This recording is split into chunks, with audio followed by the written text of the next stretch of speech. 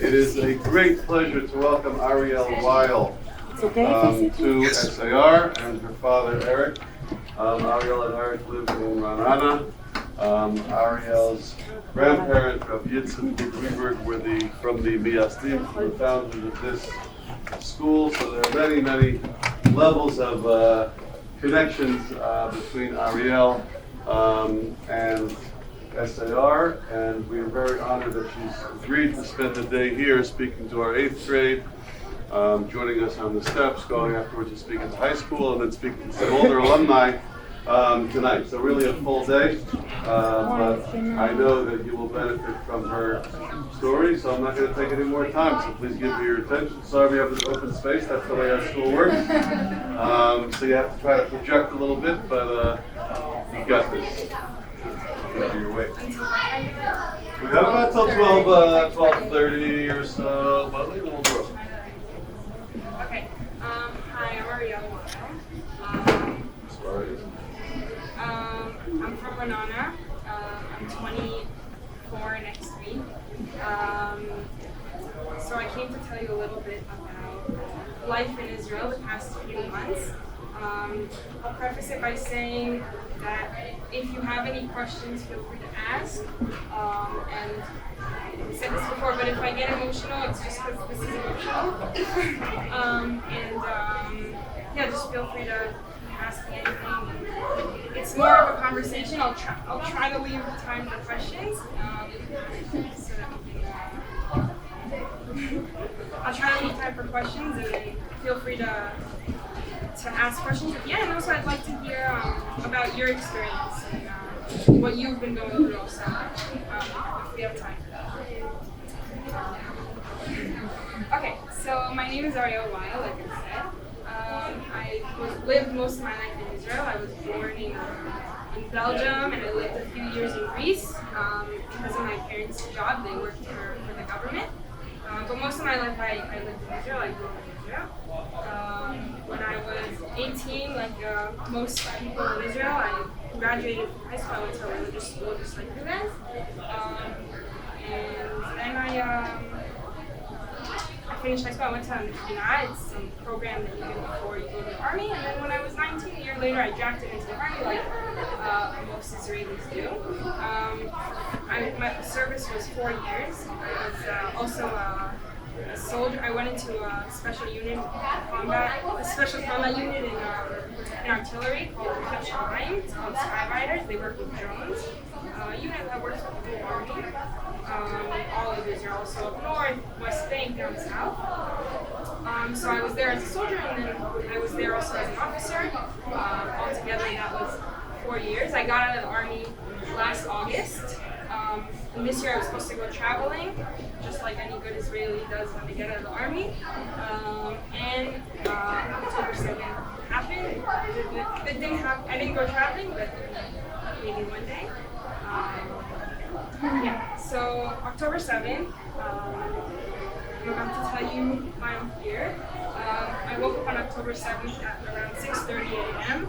My dad knocked on my door, said there's a siren, and I was just like very confused, why, very random. We had known that it's been 50 years since we came to school, but you never really believe that anything can happen.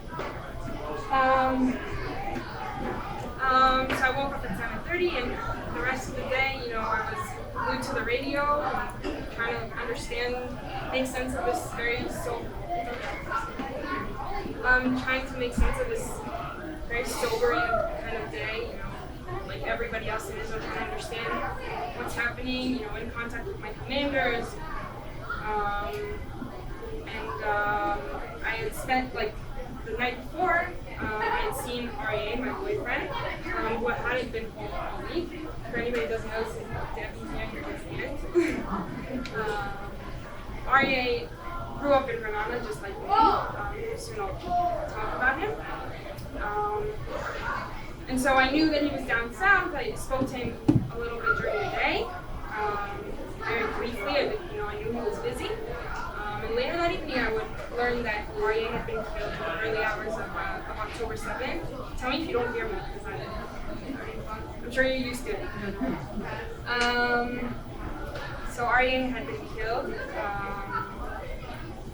in combat, just like I said. Later, like afterwards, after the fact, I spent the next few weeks, I was home, and then I got to Miluim. Miluim is reserve service for every soldier who does the army, so they basically serve the country until they're about 45, 50. And a lot of the army is based off of that. So I was in Miluim for the next few weeks, exactly 2 months after October 7th, December 8th, in the day. I was on base and I got a call from my mom. My mom told me that my older brother Nathaniel had been critically injured in a special operation in Gaza. Tomorrow he goes into his 18th surgery, but he's recovering. So yeah, that's a little bit about what it's been like. And I came here to talk about Ariel.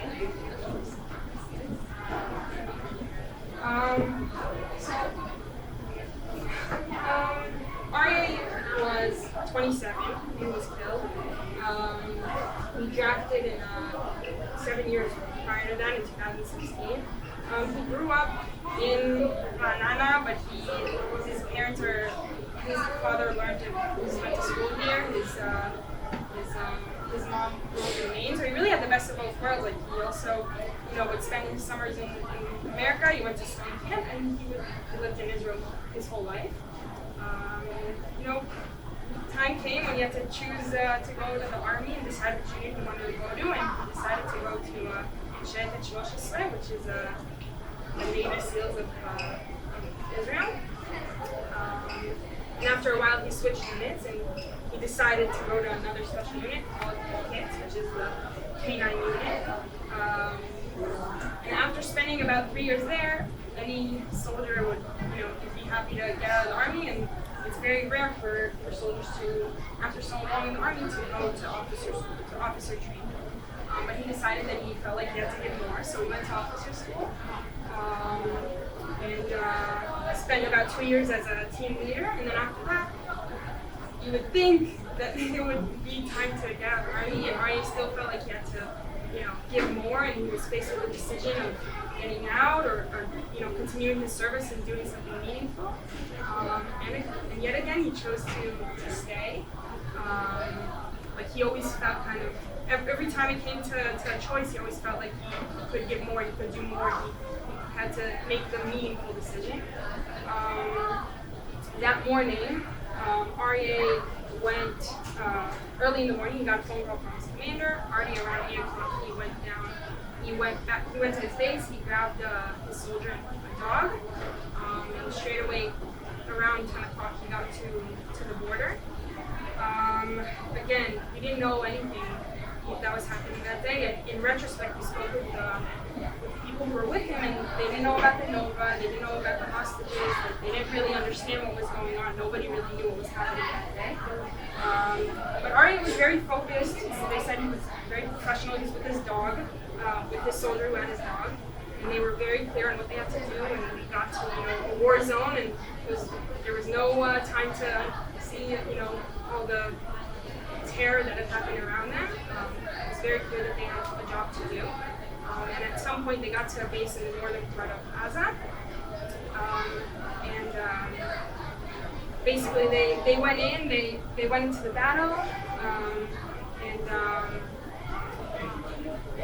they understood that there was terrorists outside the base. They went there, and the terrorist was basically shooting everywhere, and 4 people besides Ariel got shot.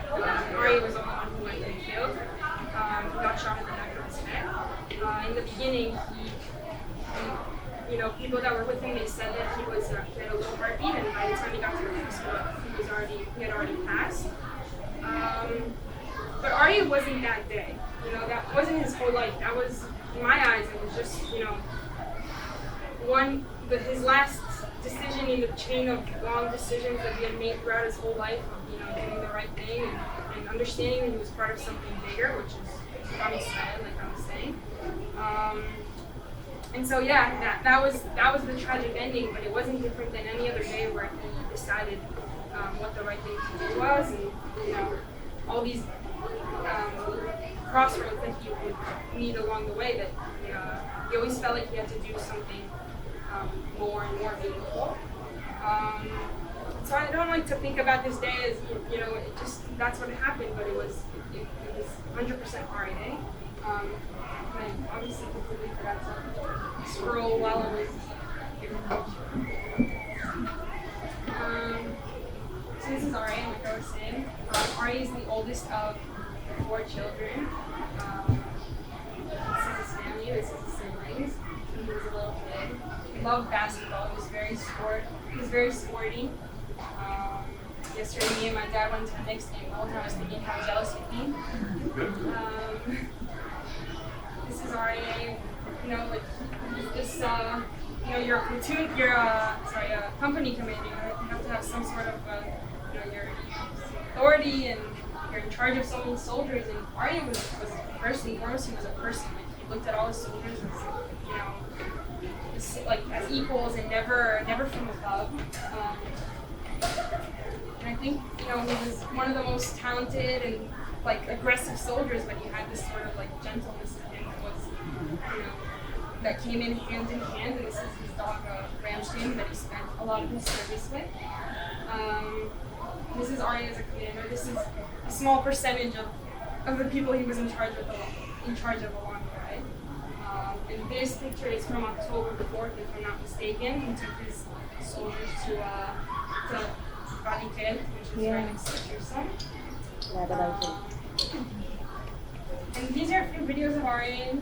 Like I'm saying, a company commander, but this was his office, which is very rare to see.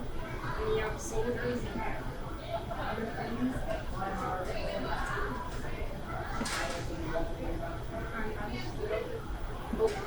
Open it as PowerPoint. Looks like that's good.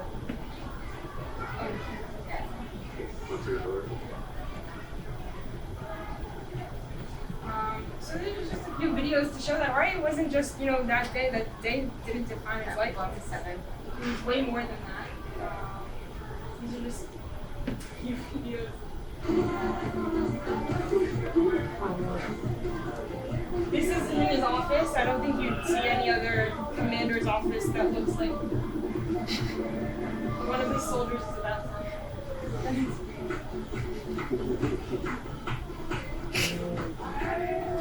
That's his soldier.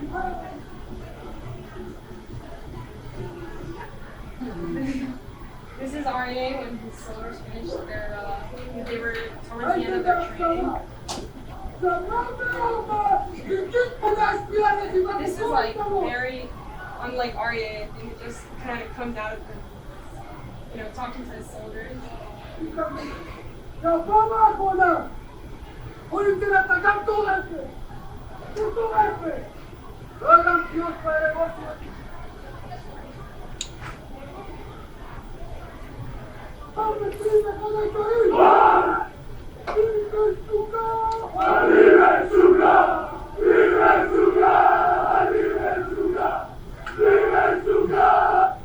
This is RA in William of last year, dancing with his soldiers.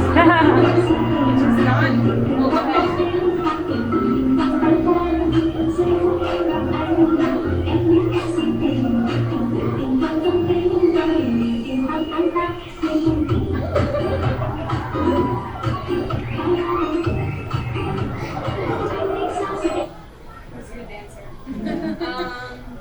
and so that was Arya, he was full of life, and all these his decisions were always made with a lot more in mind, and understanding he was part of something bigger. This is Arya. He ran a marathon in San Francisco, and he ran with a degel that said that the Hel Malchut Israel. It was just connected to him and everything that he did. It was so important to him. And I think Ari, I look at you guys, and I think also you guys, but I think of teachers and people who are teaching young Jewish people as different sides of the same coin. I think that RA saw the importance of teaching young Jewish people, to do more for Am Yisrael, and he saw the importance of it, and his decisions, were always based on that. He always saw the importance of teaching these young soldiers, and that's the same as you guys do. And I think that in the long haul, you guys are teaching young Jewish students. That's the reason that Ari went down that day. That's why his parents were educated here and educated him. And at the end, you're doing a lot for Am Yisrael just as much, and it's the same. It's different, but it's the same.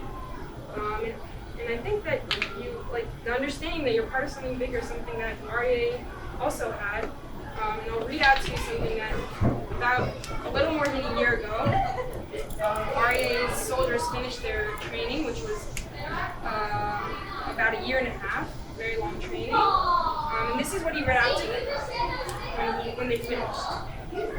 It's translated. Today you join a family like no other family in the world. A family that has fought in the Warsaw Ghetto Uprising, the Battle of San Simon, the Battle of the Suez Canal, the liberation of Jerusalem, the mountains of Lebanon, and the sands of Gaza. We have no choice but to be united against our enemies, especially today. This was in March of 2023. That's kind of a little bit of, his ideal, but I think you lived it every single day, and it's, in my eyes, and I'm sure in his eyes, it's the same as what you guys are doing and what you're learning. And, and that's RA. It's hard to, talk about him in 20 minutes, but it's, I hope I can convey a little bit about who he was. And,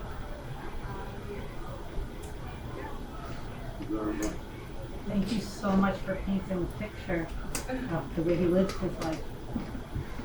Any questions or comments, please?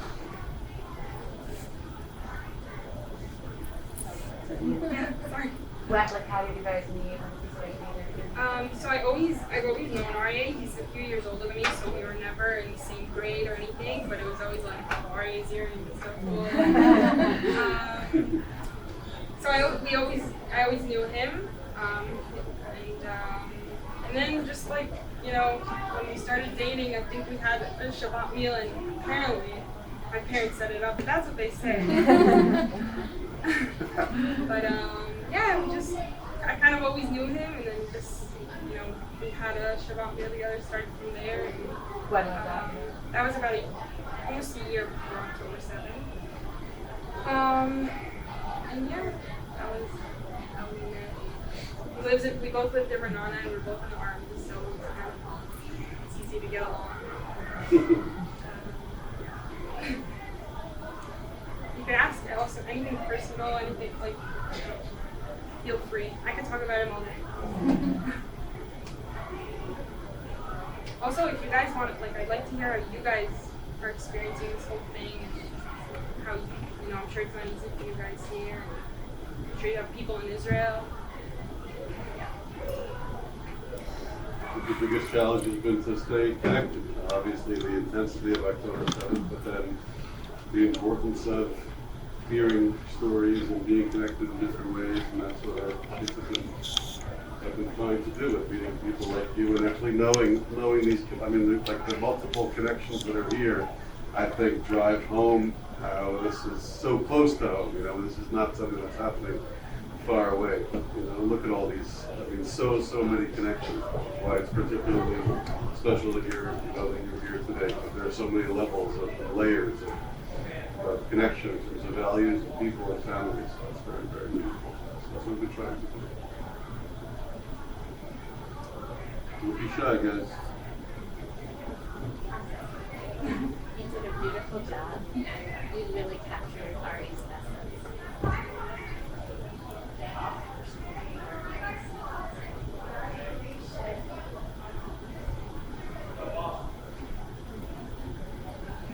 Was it hard for you to leave after this? That's a great question. I think it was actually the only thing that kept me sane. After Ari had been killed, so I spent a few weeks at home. It was a lot. Spent a lot of times with the Syrian household. And then after 3 weeks, I was just you feel like the whole country is sort of doing this for this cause, and it was like I felt like I had to get out and go to Miluim, and so I went, and it was distracting and it's important, but you also understand the need that there's something bigger, and unfortunately I'm not the only one who's gone through this, and not the first and not the last, and like that understanding kind of gets you through the day. I think Miluim was actually one of the good things that happened. Focusing. Not easy, but it's important.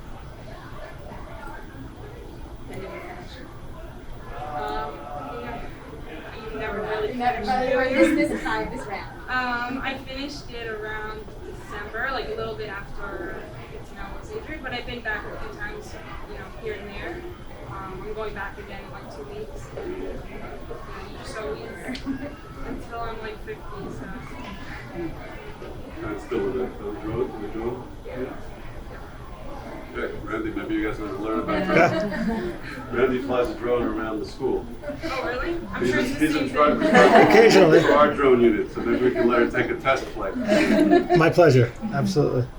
So Darabah, thank you very, very much. תודה רבה. בסדר?